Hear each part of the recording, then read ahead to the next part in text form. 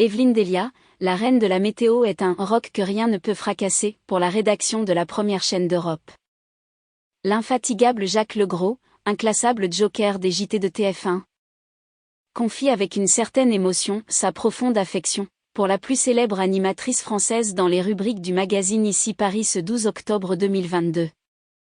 Le journaliste star s'est confié à nos confrères à l'occasion de la publication début octobre dernier de son dernier ouvrage sobrement baptisé « 40 ans dans les médias ».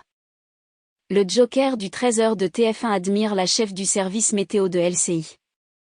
Remplaçant depuis 25 ans sur la Une, comme elle s'appelait quand il a commencé, le présentateur signe l'une des carrières les plus longues du groupe. Un parcours qu'il partage avec Evelyne Delia. On est les deux vieux, s'en amuse le journaliste âgé de 71 ans. Avant d'ajouter à l'égard de sa comparse, je suis admiratif de son parcours, des épreuves qu'elle a traversées. En 2020, l'iconique présentatrice météo s'est en effet éloignée de l'antenne pour combattre un cancer du sein.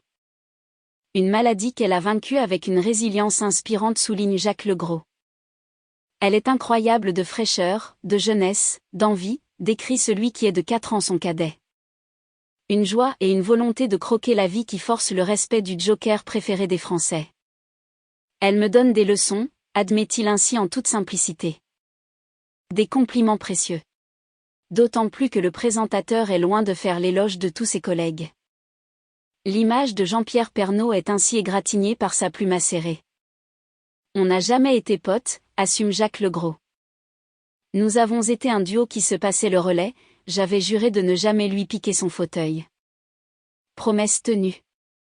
Les cadors du PAF se sont marchés sur les pieds quand des circonstances très particulières selon Jacques Legros.